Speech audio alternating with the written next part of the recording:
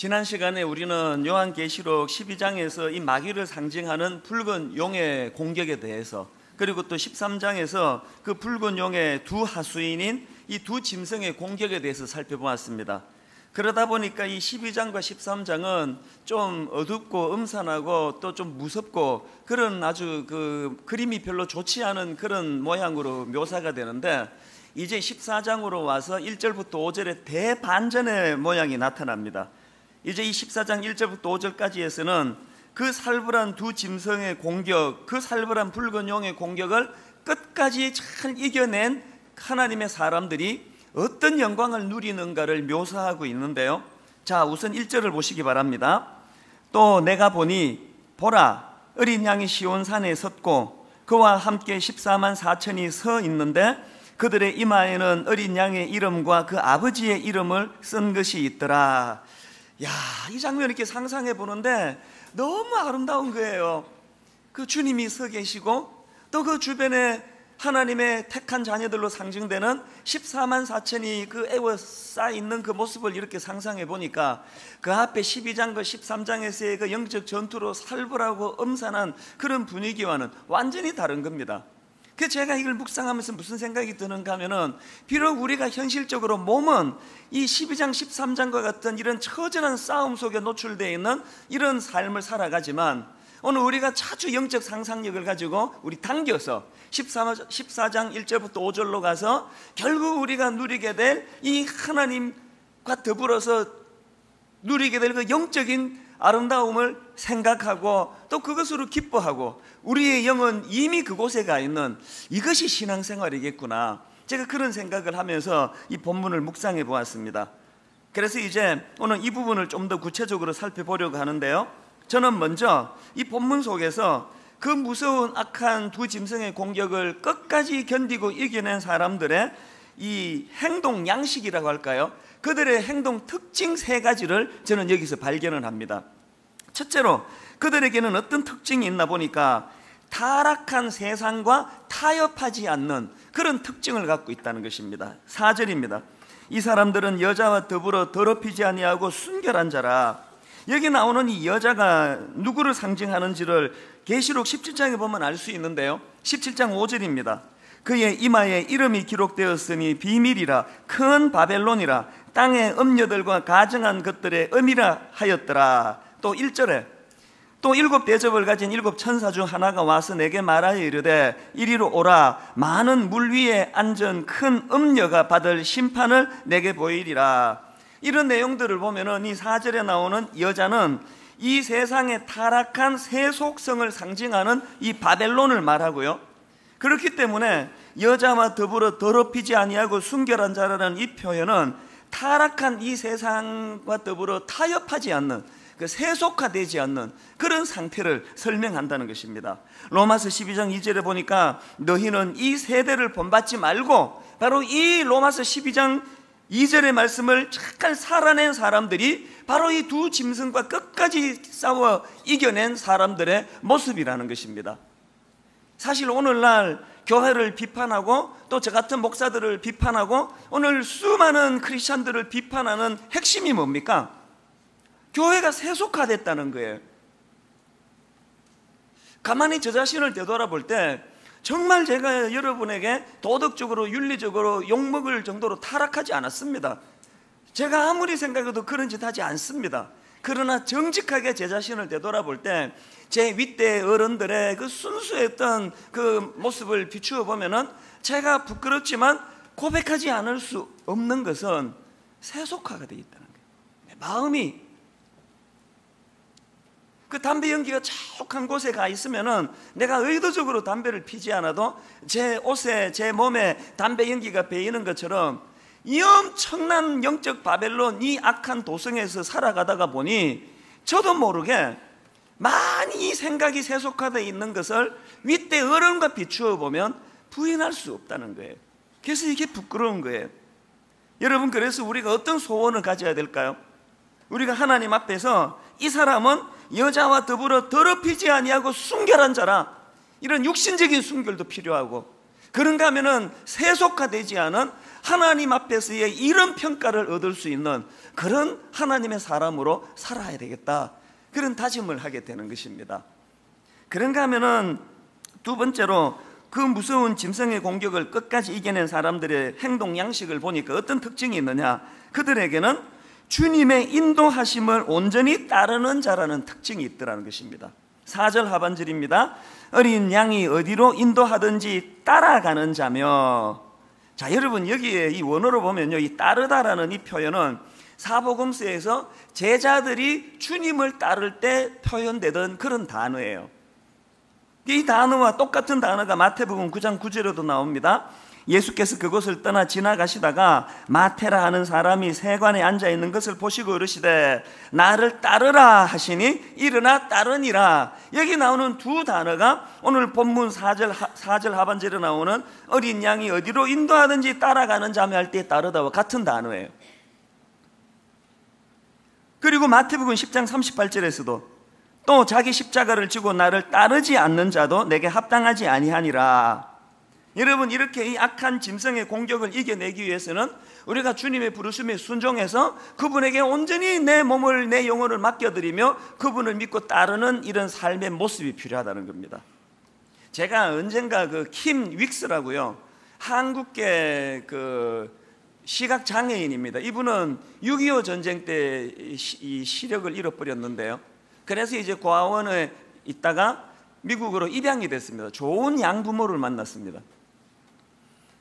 그래서 이제 명문대학교에서 성악을 전공한 유명한 성악가가 됐는데, 이 킴 윅스라는 분이 뭘로 유명한가 하면은 그 빌리 그레함 목사님이 전 세계를 다니면서 그 부흥 집회 또 전도 집회를 인도하실 때 이분이 늘 거기서 함께 같이 동역하고 특송으로 그렇게 예배를 돕는 그런 일을 했던 분이에요.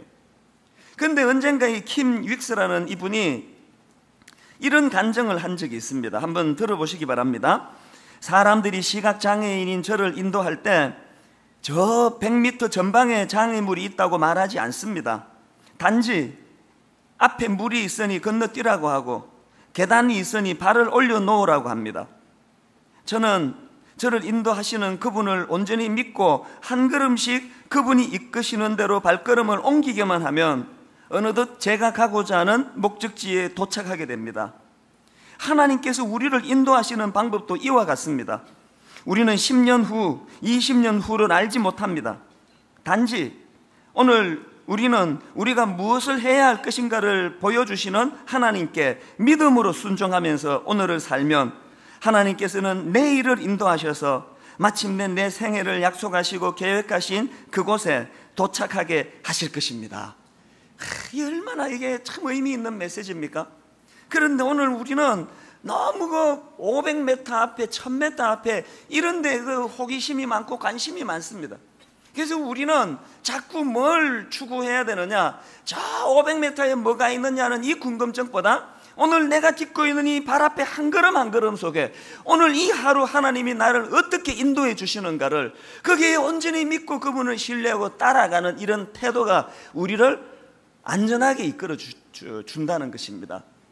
제가 청소년 사역을 오래 했지 않습니까? 처음에는 이렇게 오래 하리라고는 생각을 못했습니다. 그런데 한 몇 년 해보니까요, 이 사춘기 애들이 바글바글 거리는데 너무 힘든 거예요. 그리고 언제 이것들을 내가 떠날 수 있나 막 그 생각을 하고 이러니까 재미가 없어요. 자꾸 갈등이 생겨요. 그래서 제가 하나님 앞에 서원 기도 비슷한 걸 드렸습니다.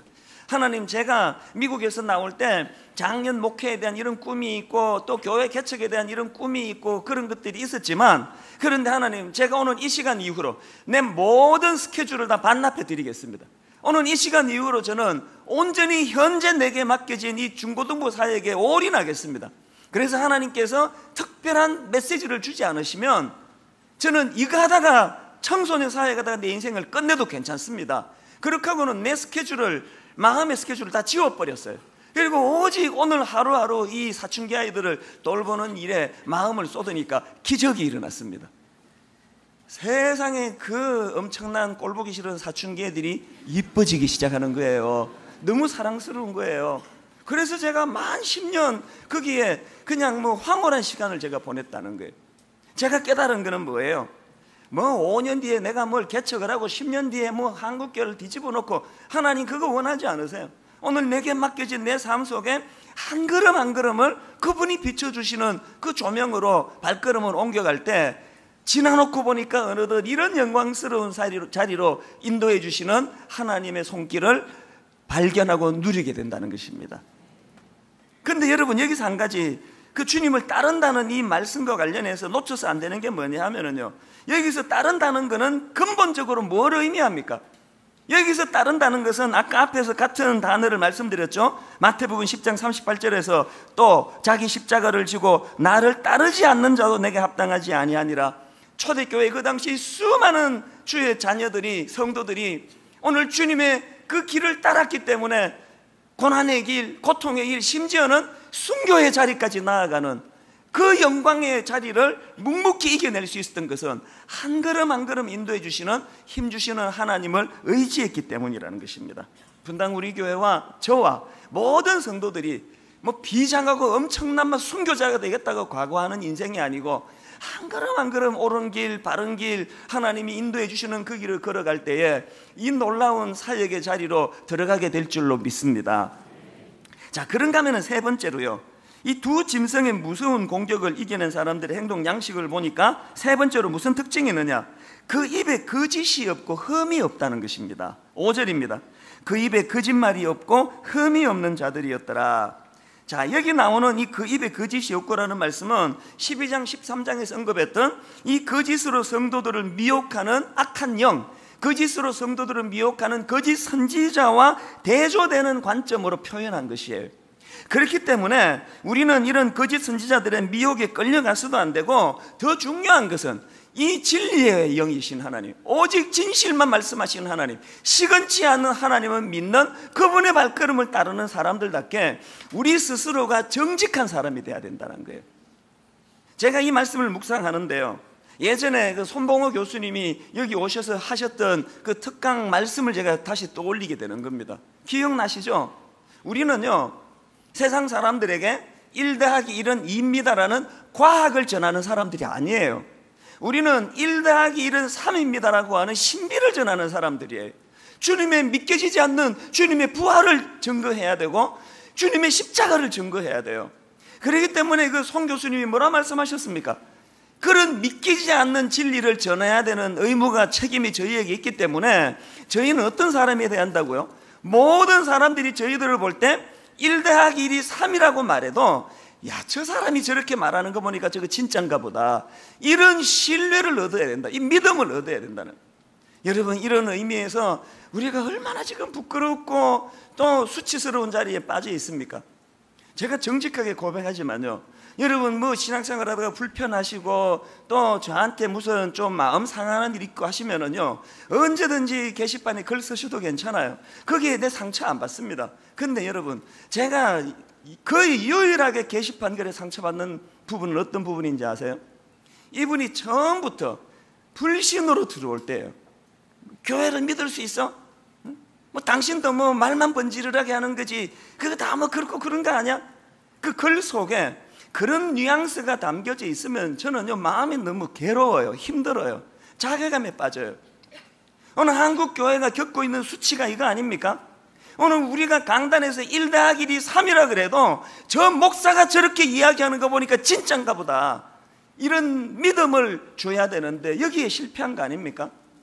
저는 저부터가 또 우리 모든 성도님들이 죄성을 가지고 있고 이 거짓 때문에 자리에 머물 수밖에 없는 육신을 가지고 있지만, 오늘 최후 승리했던 그 믿음의 어른들처럼 우리가 하나님의 아름다운 덕목 정직을 구현해내는 저와 여러분 되시기를 바랍니다. 사실 여러분, 이 악한 도성, 이 바벨론의 이 구조 자체가 거짓이기 때문에 정직이라는 게 참 어려워요. 제가 언젠가 그 글을 하나 봤는데요, 이게 그 설문조사인지 이 통계예요. 그 우리 대한민국 사람들이 가장 많이 사용하는 단어가 뭔가, 이거를 이제 조사를 했더니 뭘 것 같아요? 우리나라 분들은 무슨 말을 제일 많이 쓸 것 같아요? 1위가요, 조금 의외예요. 우리나라 사람이 가장 많이 사용하는 단어 1위가 진짜? 이 말을 제일 많이 쓴대요. 진짜라는 말. 그 다음에 2위가 뭐냐 보니까 솔직히 말해. 이 솔직히라는 말을 두 번째로 빈번하게 쓴답니다. 그 다음 세 번째로 빈번하게 쓰는 단어가 뭐냐 하니까 인간적으로 이런 말을 쓰고요. 그리고 네 번째로 많이 쓰는 단어가 뭐냐 하니까 까놓고 말해서.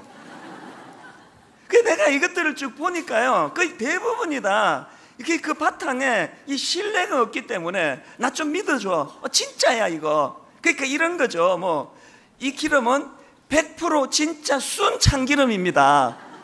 그러니까 기름이면 기름이지 거기에 참기름이 뭐면 참기름이라는 말도 이게 잘 안 믿어주니까 100% 진짜 순 참기름이라고 말해야 되는 거, 이게 벌써 이 우리의 바탕 속에는 불신이 바탕에 깔려 있는 거예요. 이런 불신이 팽배한 이 세상을 살아가기 때문에 저와 여러분 모두가 다 하나님의 이 정직을 구현해내는 그런 하나님의 사람들 되시기를 바랍니다. 자, 이렇게 제가 이 세 가지 특징을 발견을 했거든요. 이 하나님 그 악한 두 짐승의 공격을 끝까지 이긴 사람들에게는 이 세 가지 특징이 있다. 타락한 세상과 타협하지 않고 주님의 인도하심을 따르고 또 그 입에 거짓이 없고 흠이 없는 자라는 이 특징이 있는데, 근데 중요한 건 뭐냐? 이런 질문을 할 수 있지 않습니까? 그들은 어떻게 그 어려운 세 가지 덕목을 잘 구현해낼 수 있었을까?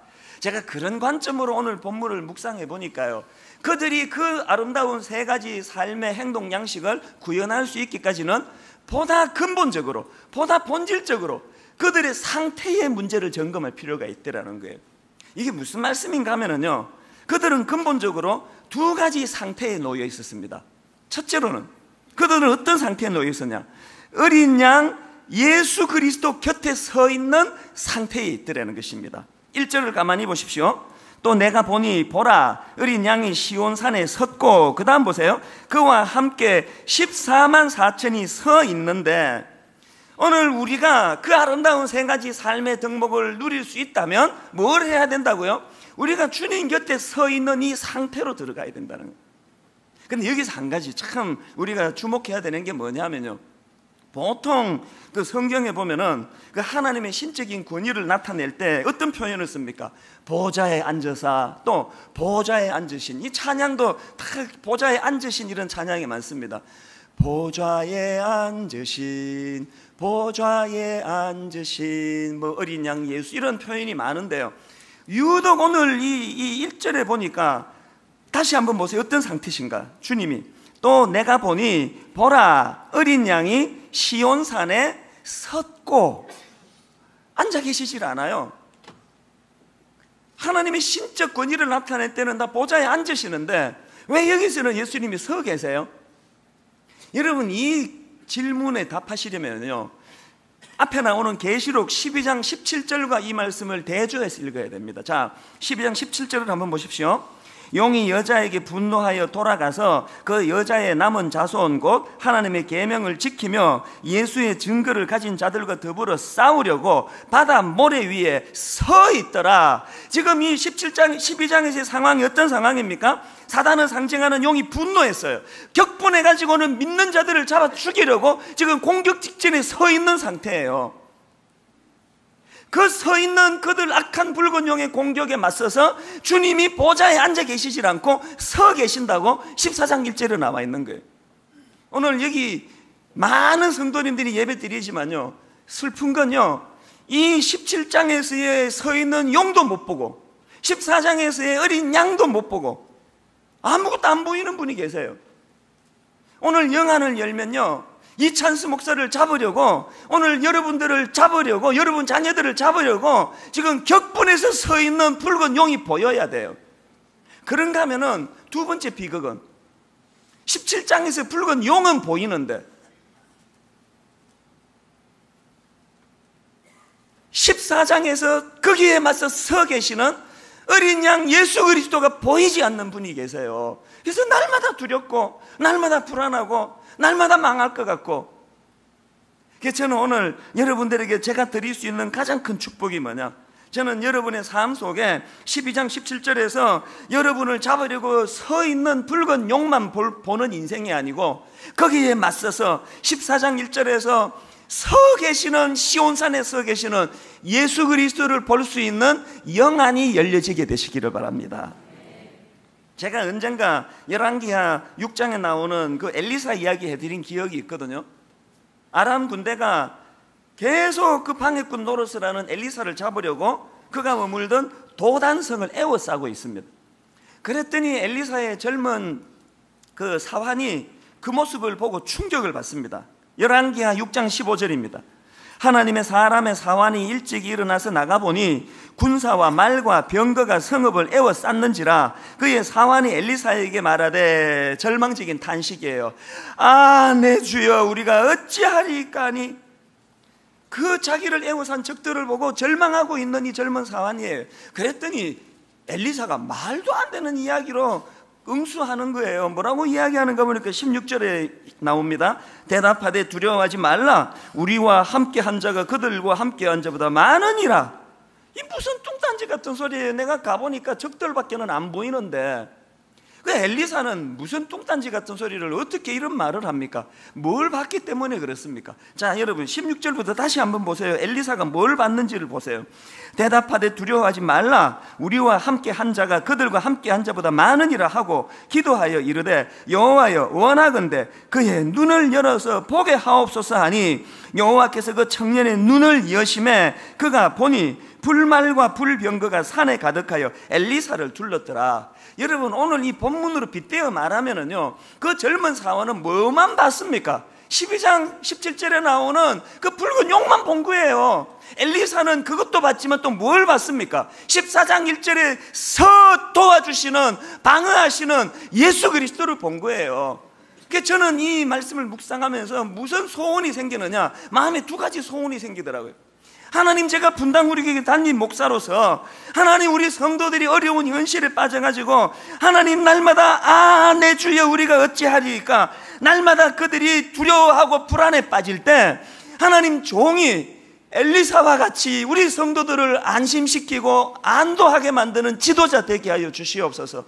저는요, 자꾸 그냥 나서가지고 마이크 들어서 내 존재감을 알리고 싶지 않습니다. 저는 소리 없이 뒤에서 여러분을 이 큰 하나님의 손으로 울타리 되기를 원해요. 이 안에서 마음껏 거닐고 마음껏 뛰노실 수 있도록. 그리고는 하나님 앞에서 늘 여러분을 14장 1절을 본자만이 할 수 있는 엘리사의 마음으로 여러분을 안심시켜주는 그런 지도자가 되기를 원해요. 이게 참 희한한 게요, 그런 소원을 가지고 이 설교를 준비했는데 아까 예배 들어오기 15분 전이에요. 교역자 한 사람이요, 그냥 뭐 좀 과장하면은 혼비백산에서 들어왔어요. 지금 이제 마지막 설교 다듬는 시간이 알기 때문에 누구도 안 만나거든요. 근데 막 체면을 무릅쓰고 들어왔어요. 다급하게 이야기하는 걸 보니까 지금 바깥에서 이 목사님을 모함해가지고 막 어려운 어떤 공경에 빠진 거예요. 너무 두려워서 저한테 온 거예요. 그래서 제가 그때 뭐 시간이 너무 없으니까요, 잘 알았다고 그렇게 기도하자고 그러고는 이제 이 젊은 우리 교역자가 이제 돌아갔습니다. 근데 여러분, 제가요, 그 교역자가 나가고 나서 잠깐 설교 준비를 멈추고 제가 무슨 독백을 한지 아십니까? 내 마음으로 그 젊은 교역자에게 이렇게 독백을 했습니다. 당신 아무 걱정하지 마라. 나 뒤에서 도우고 있다. 나 책임질게. 너 공경에 빠지도록 난 내버려 두지 않는다. 그런 제 마음에 독백이 나왔더라고요. 여러분, 이런 담대한 독백이 제 안에서 어떻게 가능했을까요? 원래 제가 강심장이라서 그런 게 아니에요. 저는 하나님 앞에 기도합니다. 하나님, 우리 교회, 우리 젊은 교역자들 내 울타리가 되어주기 원합니다. 그들이 위기를 만날 때, 젊은 그 종처럼 힘들어할 때 엘리사처럼 하나님, 오늘 본문 계시록 14장 1절을 보는 눈을 저에게 주시옵소서. 그런 종이 되기를 원해요. 그런가 하면 제가 이 본문을 보면서 또 하나 소원이 뭐냐, 저는 우리 가정의 새 아이에게 엘리사와 같은 아버지가 되기를 원해요. 우리 아이들이 이 세상에서 얼마나 놀랄 일이 많고 불안한 일이 많고 당황스러운 일이 많습니까? 오늘 우리 아이들이 그런 어려운 일을 당할 때 같이 당황해가지고 멍덤멍하는 엄마 아빠가 아니고, 그럴 때 엘리사처럼 안도하며 14장 1절에 서 계시는 예수 그리스도를 우리 자녀들에게 소개하고 보여주는 그런 아버지가 되기를 원해요. 뭐 저만 이런 소원이 있겠습니까? 여기 있는 모든 우리 부모님에게 그런 영역, 영적인 파워, 권세가 부어지게 되기를 바랍니다. 그러려면은 14장 1절에서 서서 우리 곁에서 우리를 보호하고 계시는 그 주님의 모습을 볼 수 있는 영안이 필요하다는 것입니다. 그런가 하면은 두 번째로 그 두 짐승의 공격을 이겨낸 그들은 어떤 상태에 놓여 있습니까? 새 노래를 부르고 있는 상태라는 것입니다. 3절입니다. 그들이 보좌 앞과 내 생물과 장로들 앞에서 새 노래를 부르니, 그리고 바로 이어가지고 그 새 노래가 뭘 말하는지를 이렇게 설명합니다. 땅에서 속량함을 받은 14만 4천 밖에는 능히 이 노래를 배울 자가 없더라. 새 노래가 어떤 노래라고요? 택함받은 하나님의 자녀들만이 부를 수 있는 노래가 새 노래래요. 여러분에게 이 노래가 있습니까? 계시록 15장 3절에서도 비슷한 내용이 나오는데 한번 보시기 바랍니다. 하나님의 종 모세의 노래, 어린 양의 노래를 불러 이르되, 여기서는 새 노래를 하나님의 종 모세의 노래라는 것입니다. 이게 뭘 의미할까요? 이게 뭘 의미하는가를 아시려면 출애굽기 15장의 배경을 아셔야 되는데요, 출애굽기 내용은 아시잖아요. 이스라엘 백성들이 그 애굽의 탄압 아래에 고통하고 있을 때 하나님께서 지도자 모세를 앞세워 가지고 출애굽하게 합니다. 애굽을 탈출하게 하는데 그 과정에서 그들이 겪은 난관이 뭐예요? 뒤에는 애굽 군대가 죽이려고 달려드는데 앞에 홍해가 가로막혀 있습니다. 진퇴양난이에요. 그 위기의 상황에서 하나님이 신적인 능력을 베풀어 주셔서 홍해를 갈라주십니다. 그리고는 그렇게 죽이려고 달려들던 애굽 군대를 멸하시는데요, 그것을 경험한 바로 직후에 모세가 뭘 노래하는가 보니까, 자, 한번 보시겠습니다. 출애굽기 15장 1절입니다. 이때가 언젠지 아시죠? 출애굽하는 과정에 홍해를 갈라주신 하나님 은혜가 경험되어지던 바로 이때에 모세와 이스라엘 자손이 이 노래로 여호와께 노래하니 일렀으되, 내가 여호와를 찬송하리니 그는 높고 영화로우시며 말과 그 탄자를 바다에 던지셨음이로다. 여러분, 새 노래가 바로 이 모세가 노래한 그 노래래요. 그러니까 여러분, 오늘 14장에 나오는 새 노래는 어떤 노래일까요? 비록 지금 전쟁 중에 있지만, 비록 지금 내가 어떨 때는 밀리기도 하고 어려움에 빠지기도 하지만, 새 노래가 뭐예요? 장차 주님께서 결국 이 싸움을 승리하게 하실 거리라는 확신을 가진 자들이 부르는 노래가 새 노래예요. 여러분에게 이 노래가 있습니까? 맨날 죽겠다 죽겠다, 우리는 끝났다, 우리는 몰락이다, 우리는 패배다, 그런 노래를 부르지 마시고 모세에게 주신 그 하나님의 승리케 하시는 은혜, 새 노래, 하나님 나는 지금 어렵지만, 어려움 속에 있지만 이 전쟁 하나님 승리케 하실 줄 믿습니다. 그래서 나오는 노래가 새 노래라는 것입니다. 그런데 여러분, 여기서 한 가지요, 새 노래랑 관련해가지고 한 가지 짚어보아야 될 게 뭐냐, 3절 하반절입니다. 땅에서 속량함을 받은 14만 4천 밖에는 능히 이 노래를 배울 자가 없더라. 중요한 건요, 여기에 배울 자가 없더라 할 때 이 배우다라는 단어는요, 마데인이라는 동사인데요, 이 단어는요 제자를 지칭하는 마데테스와 같은 뿌리예요. 어원이 같아요. 이게 뭘 의미할까요? 새 노래는요, 예수 믿고 등록하고 한 10년 지나면 가만히 있으면 저절로 습득되는 노래가 아니고요, 어떻게 해야 된다고요? 훈련해야 된다는 거예요. 몸부림쳐야 된다는 거예요. 나 지금 어려운데 마음에는 썬뿌리가 올라오고 마음에는 절망이 밀려오는데 의지적으로 이것과 싸워가지고 승리케 하시는 하나님을 노래하는 이 새 노래를 자꾸 노력하고 연습하고 훈련해야 습득되는 게 새 노래라는 것입니다. 이거 연습하고 계십니까? 사실 여러분, 제가 여러분에게 나한테 이거 본받으십시오 할 것은 별로 없지만요, 이건 저한테 배우셔야 돼요. 제가 이렇게 누리고 사는 여러 복 중에 하나가 바로 이거예요. 저는 새 노래를 많이 불러요. 주님께 많이 고백을 해드려요. 개척 초기에 30몇 명 모일 때도요, 저는 새 노래를 많이 불러드렸어요. 그리고 지금은 제가 확실히 배가 불러가지고 참 많이 그 변질되어 있다는 걸 느끼는데, 개척 초기 때는요, 내 교회도 지금 너무너무 힘들고 어려운 때지만 운전대 몰고 갈 때마다 눈에 보이는 교회들마다 다 축복했습니다. 삼각교회를 보면서 하나님 저 교회를 주님 붙잡아 주시고, 저 교회 담임 목사님 양권을 허락해 주시고, 하나님 또 눈에 보이는 저 교회도 하나님 인도해 주시고, 계속 인근에 있는 교회들을 막 붙잡고 기도를 많이 했거든요. 눈에 보일 때마다. 아마 그때 하나님 이렇게 말씀하셨을 거예요. 네 교회나 걱정해라. 네 교회나 지금 네 교회가 지금 이제 시작하는 교회인데. 근데 여러분, 우리가요 이거 자꾸 훈련해야 돼요. 맨날 현실에 함몰해서 죽겠다 안 되겠다, 나는 부흥이 안 된다, 몰락한다, 우리 집은 어렵다, 그렇게 빠지지 말고 새 노래를 훈련하는 거예요. 믿음을 가지고 주님 앞에 새 노래를 불러드릴 때 그게 놀라운 역사가 일어날 줄로 믿습니다. 여러분, 사실 제가 어제 순장 수련회에서도 이 말씀을 드렸지만요, 지난 여름 내내 하나님 앞에 제가 두려움을 가지고 이 질문을 드렸어요. 분당 우리교회 지금 괜찮은가? 자꾸 주변의 사람들은 이 교회가 뭐 좋은 교회다 이런 이야기가 들려지는데 정말 하나님 보시기에도 이 교회 문제가 없는가? 그리고 하나님, 이 교회가 어느 방향으로 가야 하나님이 기뻐하시는 교회입니까? 어떻게 하면 좋겠습니까? 특히 미국 가 있던 이 3주 반 동안에요, 새벽 1시에도 눈이 떠지고 새벽 2시에도 눈이 떠지고 오는 날까지 계속 이 질문을 드렸습니다. 하나님이 미련한 종에게만 이 교회를 맡겨두지 마시고 하나님 갈 바를 가르쳐 주옵소서, 길을 좀 보여주옵소서. 분당 우리 교회가 살 길은 어떤 길이 살 길입니까? 하나님이요 딱 하나로 요약해서 구호 하나를 제게 주셨어요. 분당 우리 교회가 살 길이 어떤 길이라고 말씀하신지 아십니까?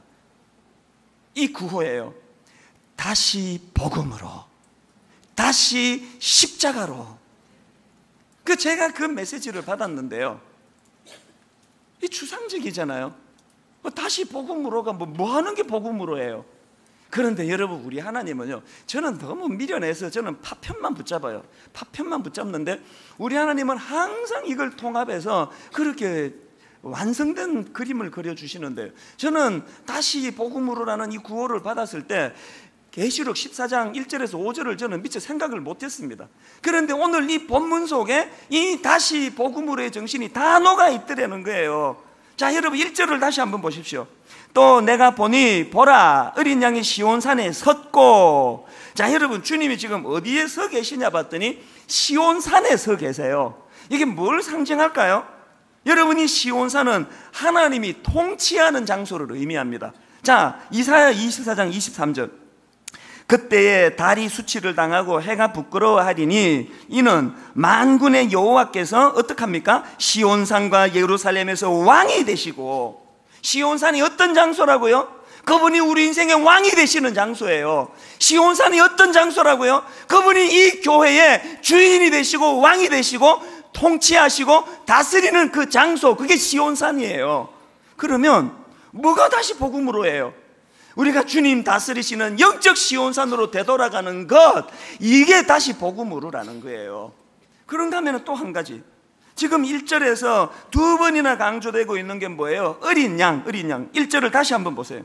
또 내가 보니 보라, 어린 양이 시온산에 섰고 그와 함께 14만 4천이 서 있는데 그들의 이마에는 어린 양의 이름과 그 아버지의 이름을 쓴 것이 있더라. 4절에도 어린 양이 두 번 나옵니다. 이 사람들은 여자와 더불어 더럽히지 아니하고 순결한 자라. 그 다음에 어린 양이 어디로 인도한지 따라가며 사람 가운데에서 속량함을 받아 처음 익은 열매로 하나님과 어린 양에게 속한 자들이니. 자, 여러분, 다시 복음으로가 뭘 의미합니까? 우리가 회복해야 되는 건 어린 양 예수 그리스도라는 거예요. 겉으로 보기 공격하는 것들은 붉은 용이에요. 13장 2절에 보니까 너무너무 사나운 짐승이 나와요. 내가 본 짐승은 표범과 같고 그 발은 곰의 발 같고 그 입은 사자의 입 같은데 용이 자기의 능력과 보좌와 큰 권세를 그에게 주었더라. 이 무서운 육식동물에 비하면 어린 양은 연약하기 짝이 없는 초식동물, 아무 힘이 없어요. 그래 놀랍게도 요한이 그 무서운 그 짐승에 대항하는 그림으로 어린 양 예수 그리스도를 제시한다는 거예요. 오늘 우리가 회개해야 되는 게 뭐예요?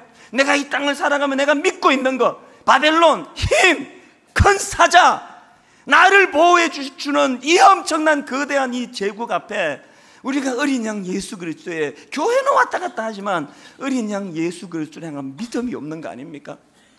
제가 반성하는 게 뭐냐?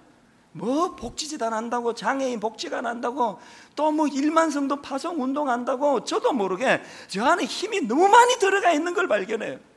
제가 힘이 들어가면 어린 양 예수 그리스도가 내 안에 약화된다는 걸 내가 간과해서는 안 되는 거예요.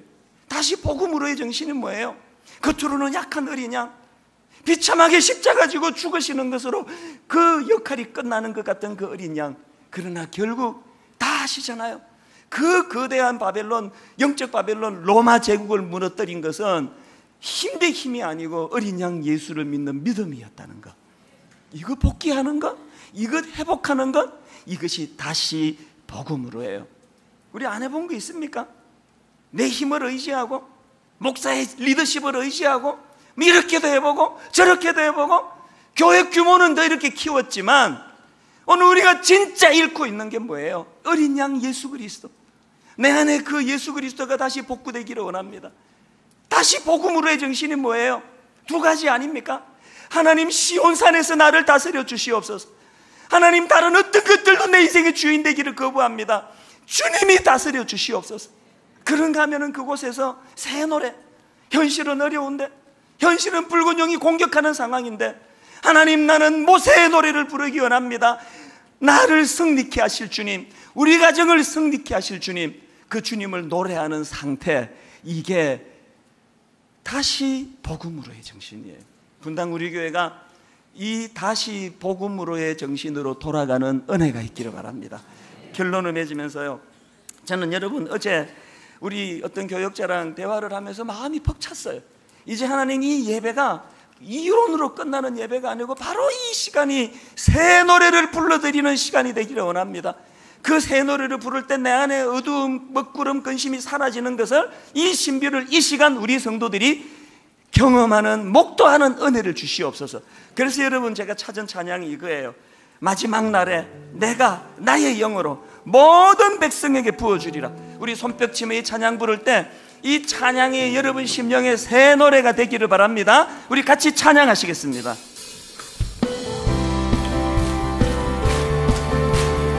마지막 날에, 마지막 날에 내가 나의 영으로 모든 백성에게 부어주리라. 믿음으로 선포하십시오. 자녀들은 예언할 것이요, 우리 자녀들, 우리 청년들은 환상을 보고 아비들은 꿈을 꾸리라. 주의 영이 임하면 자녀들은 예언할 것이요, 청년들은 환상을 보고 아비들은 꿈을. 언제 이런 일이 납니까? 주의 영이 임하면 성령이여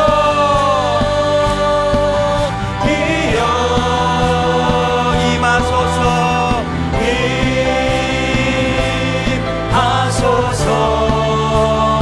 성령이여 임하소서.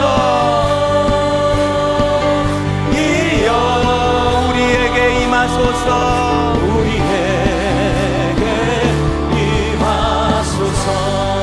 자, 여러분 제가 어제부터 꿈꾸던 새 노래가 어떤 노래인지 아십니까? 이게 새 노래가 되려면 두 가지 조건이 이루어져야 돼요. 하나는 이 찬양의 능력이 나타나야 돼요.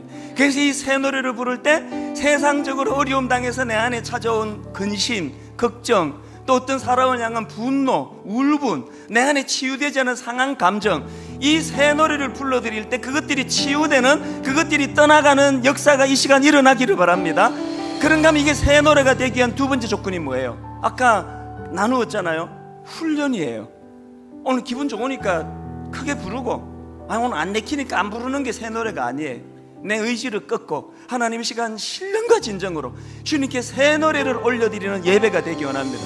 이상한 무슨 부흥 집회 때만 그런 일이 일어나는 게 아니고 매주일 예배 때마다 복음의 능력이 나타나기를 원합니다. 그래서 여러분 혹시 몸이 좀 불편하시고 힘드신 분은 앉아 계시고 나머지는 다 일어나세요. 다 일어나셔서 등에 땀이 배일 정도로 하나님 내가 집중하여 새 노래를 불러드립니다. 이 시간 내 안에 상한 감정이 떠나가고 치유되기를 원합니다. 가사를 생각하며 우리 함께 찬양합니다. 우리 손뼉 치며 주님 앞에 이렇게 찬양합니다. 마지막 날에 내가 나의 영으로, 마지막 날에 내가 나의 영으로 모든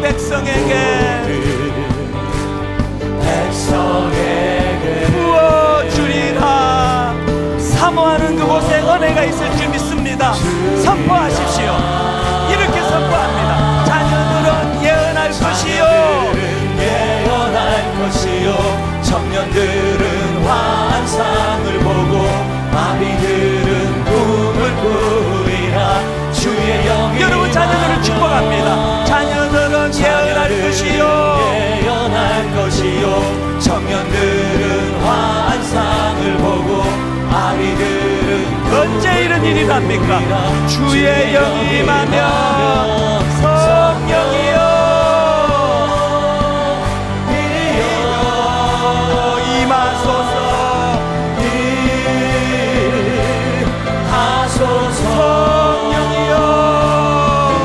성령이여 우리에게 임하소서. 우리 다시 한 번 더 전심으로 자녀들은 예언할 것이요, 자녀들은 예언할 것이요, 청년들은 환상을 보고 아비들은 꿈을 꾸리라. 주의 새 노래로 주님을 찬양합니다. 자녀들은 예언할 것이요, 청년들은 환상을 보고 아비들은 꿈을 꾸리라. 주의 영이 임하며 성령이여 임하소서.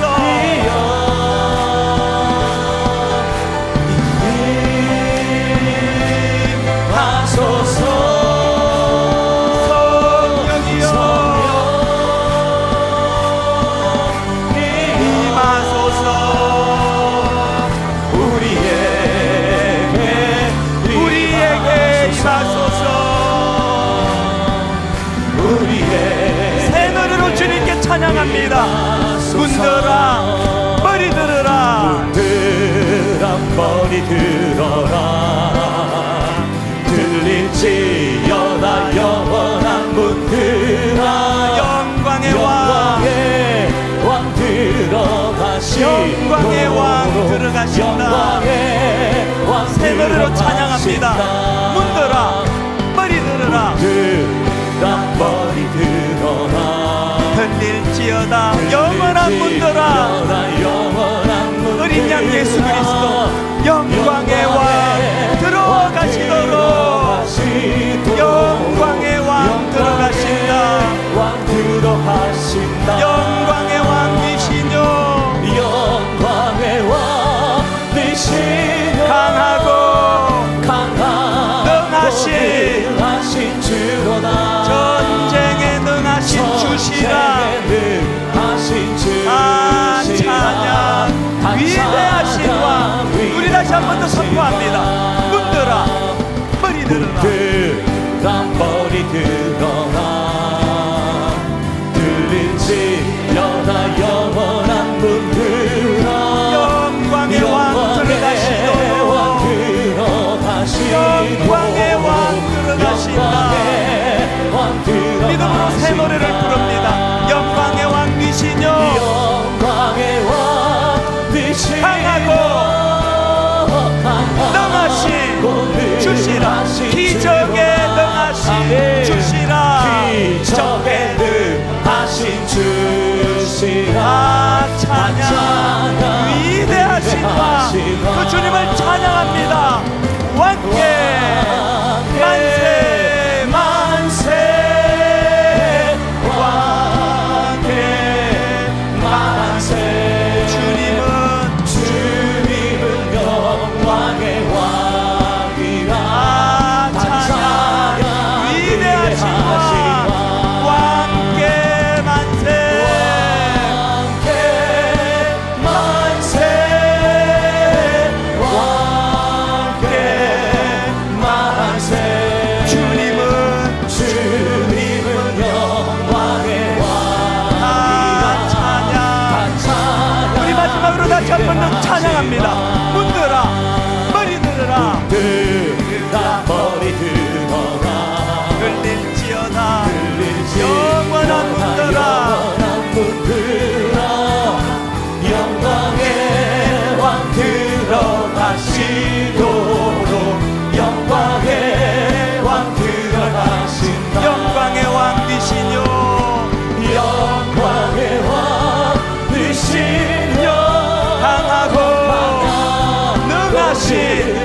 주시라.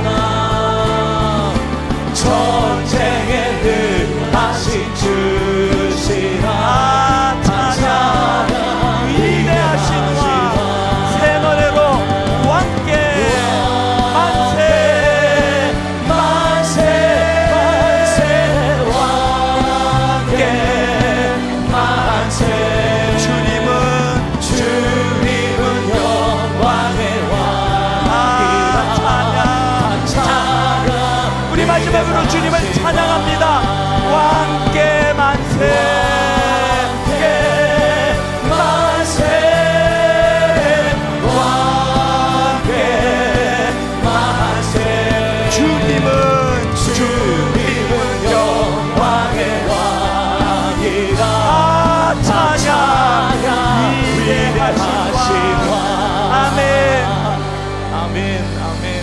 우리 하나님 앞에 이 시간 같이 기도할 때 하나님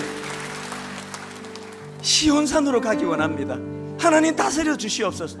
하나님 악한 바벨론이 날 다스리는 것이 아니라 어린 양 예수 그리스도가 나를 다스려 주시옵소서. 그곳에서 새 노래를 당겨 부르 노래하기를 원합니다. 내 안에 어두운 먹구름 근심 예배 가운데 다 사라지게 하여 주시옵소서. 우리 한 목소리를 합심해서 같이 기도하시겠습니다.